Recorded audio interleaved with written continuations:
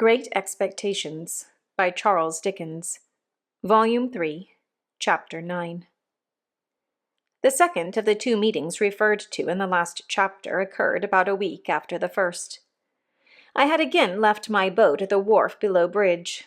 The time was an hour earlier in the afternoon, and undecided where to dine, I had strolled up into Cheapside, and was strolling along it, surely the most unsettled person in all the busy concourse, when a large hand was laid upon my shoulder by someone overtaking me.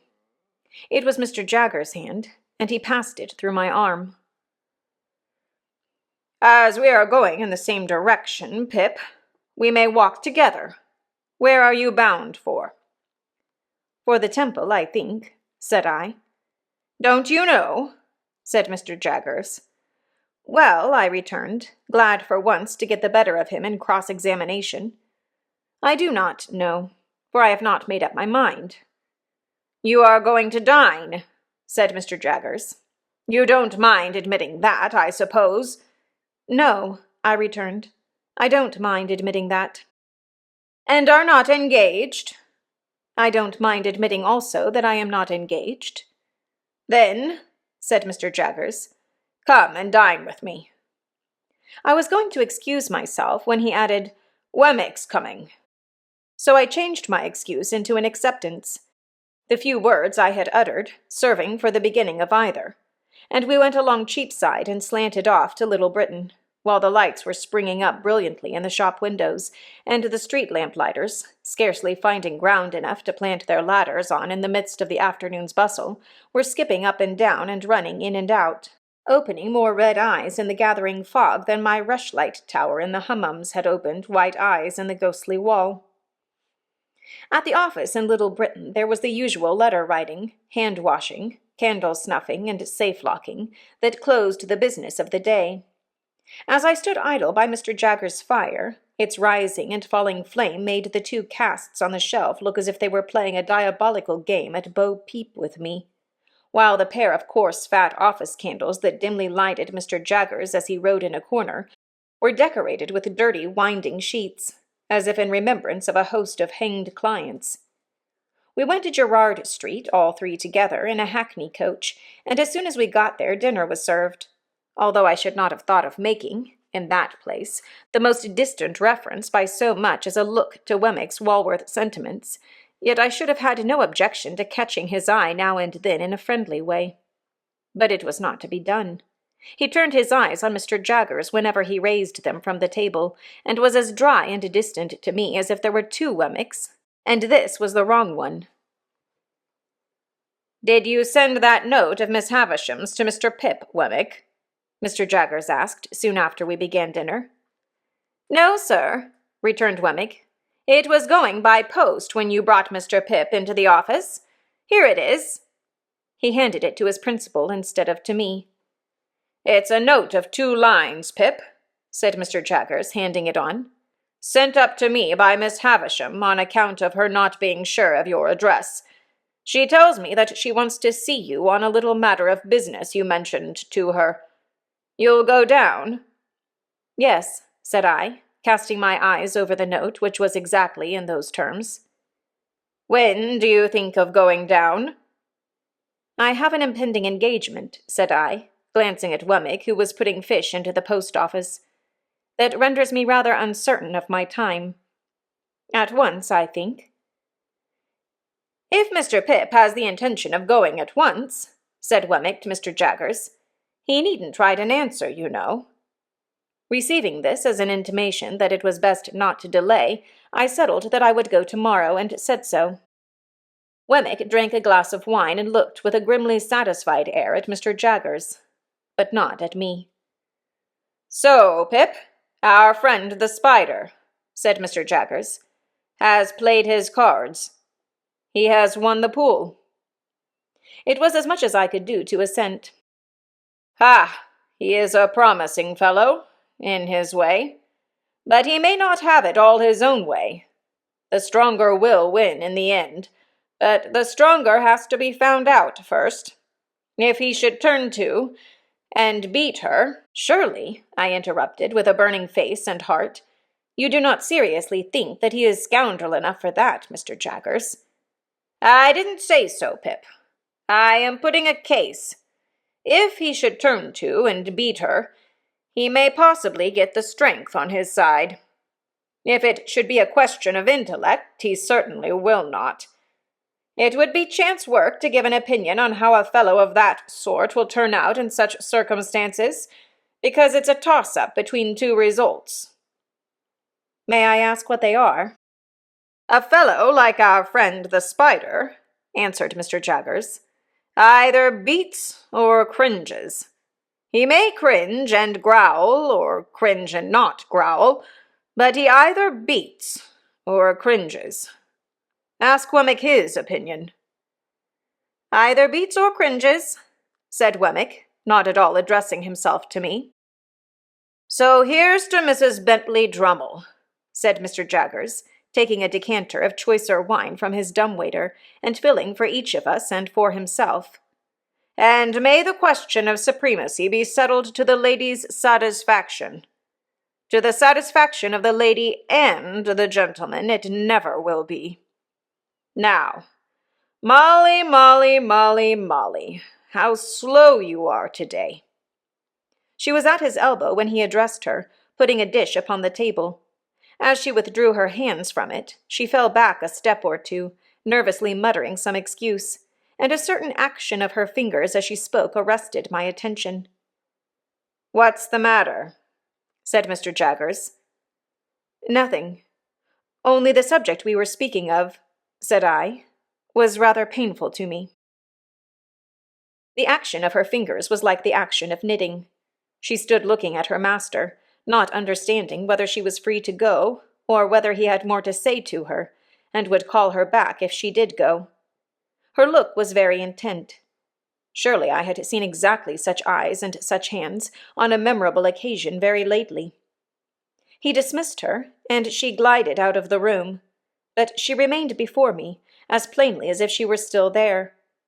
I looked at those hands. I looked at those eyes. I looked at that flowing hair, and I compared them with other hands, other eyes, other hair that I knew of, and with what those might be after 20 years of a brutal husband and a stormy life.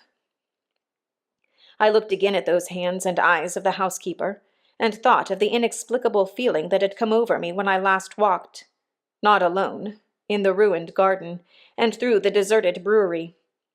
I thought how the same feeling had come back when I saw a face looking at me, and a hand waving to me, from a stagecoach window, and how it had come back again and had flashed about me like lightning when I had passed in a carriage, not alone, through a sudden glare of light in the dark street. I thought how one link of association had helped that identification in the theater, and how such a link, wanting before, had been riveted for me now, when I had passed by a chance swift from Estella's name to the fingers with their knitting action, and to the attentive eyes. And I felt absolutely certain that this woman was Estella's mother. Mr. Jaggers had seen me with Estella, and was not likely to have missed the sentiments I had been at no pains to conceal.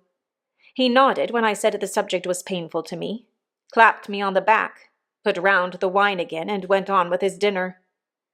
Only twice more did the housekeeper reappear, and then her stay in the room was very short, and Mr. Jaggers was sharp with her.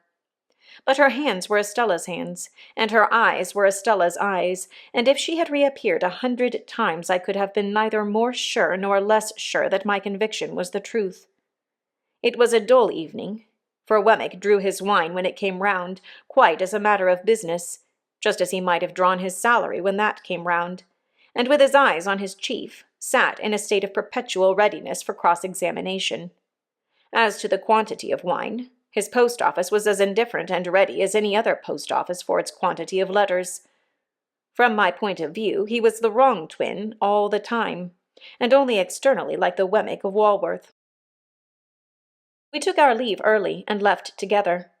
Even when we were groping among Mr. Jaggers' stock of boots for our hats, I felt that the right twin was on his way back, and we had not gone 6 yards down Gerrard Street in the Walworth direction before I found that I was walking arm in arm with the right twin, and that the wrong twin had evaporated into the evening air. "Well," said Wemmick, "that's over. He is a wonderful man without his living likeness, but I feel I have to screw myself up when I dine with him, and I dine more comfortably unscrewed." I felt that this was a good statement of the case, and told him so. "Wouldn't say it to anybody but yourself," he answered. "I know that what is said between you and me goes no further." I asked him if he had ever seen Miss Havisham's adopted daughter, Mrs. Bentley Drummle. He said no. To avoid being too abrupt, I then spoke of the aged, and of Miss Skiffins. He looked rather sly when I mentioned Miss Skiffins, and stopped in the street to blow his nose, with a roll of the head and a flourish not quite free from latent boastfulness. "Wemmick," said I, "do you remember telling me before I first went to Mr. Jaggers' private house to notice that housekeeper?" "Did I?" he replied. "Ah, I dare say I did. Deuce take me," he added suddenly. "I know I did. I find I am not quite unscrewed yet." "A wild beast tamed, you called her." "And what do you call her?" "The same. How did Mr. Jaggers tame her, Wemmick?" "That's his secret. She has been with him many a long year." "I wish you would tell me her story. I feel a particular interest in being acquainted with it. You know that what is said between you and me goes no further." "Well," Wemmick replied, "I don't know her story. That is, I don't know all of it. But what I do know, I'll tell you. We are in our private and personal capacities, of course." "Of course." "A score or so of years ago, that woman was tried at the Old Bailey for murder, and was acquitted. She was a very handsome young woman, and I believe had some gypsy blood in her. Anyhow, it was hot enough when it was up, as you may suppose. But she was acquitted. Mr. Jaggers was for her," pursued Wemmick with a look full of meaning, "and worked the case in a way quite astonishing. It was a desperate case, and it was comparatively early days with him then, and he worked it to general admiration. In fact, it may almost be said to have made him. He worked it himself at the police office, day after day for many days, contending against even a committal, and at the trial, where he couldn't work it himself, sat under counsel, and, everyone knew, put in all the salt and pepper. The murdered person was a woman, a good 10 years older, very much larger, and very much stronger. It was a case of jealousy. They both led tramping lives, and this woman in Gerrard Street had been married very young, over the broomstick, as we say, to a tramping man, and was a perfect fury in point of jealousy. The murdered woman, more a match for the man, certainly in point of years, was found dead in a barn near Hounslow Heath. There had been a violent struggle, perhaps a fight. She was bruised and scratched and torn, and had been held by the throat at last and choked. Now, there was no reasonable evidence to implicate any person but this woman, and on the improbabilities of her having been able to do it, Mr. Jaggers principally rested his case. You may be sure, said Wemmick, touching me on the sleeve, that he never dwelt upon the strength of her hands then, though he sometimes does now. I had told Wemmick of his showing us her wrists, that day of the dinner party. Well, sir, Wemmick went on, it happened, don't you see, that this woman was so very artfully dressed from the time of her apprehension that she looked much slighter than she really was. In particular, her sleeves are always remembered to have been so skilfully contrived that her arms had quite a delicate look.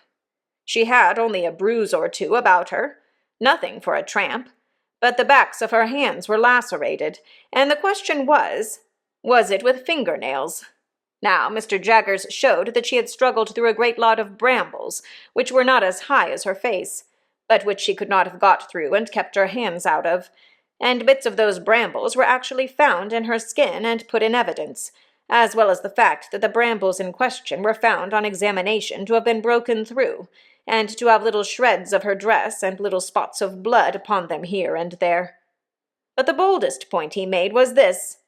It was attempted to be set up in proof of her jealousy that she was under strong suspicion of having, at about the time of the murder, frantically destroyed her child by this man, some 3 years old, to revenge herself upon him.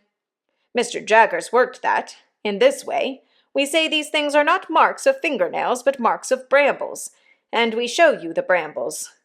You say they are marks of fingernails, and you set up the hypothesis that she destroyed her child.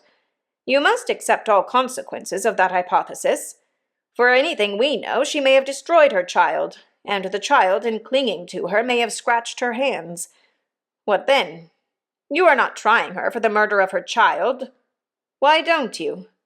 As to this case, if you will have scratches, we say that, for anything we know, you may have accounted for them, assuming for the sake of argument that you have not invented them.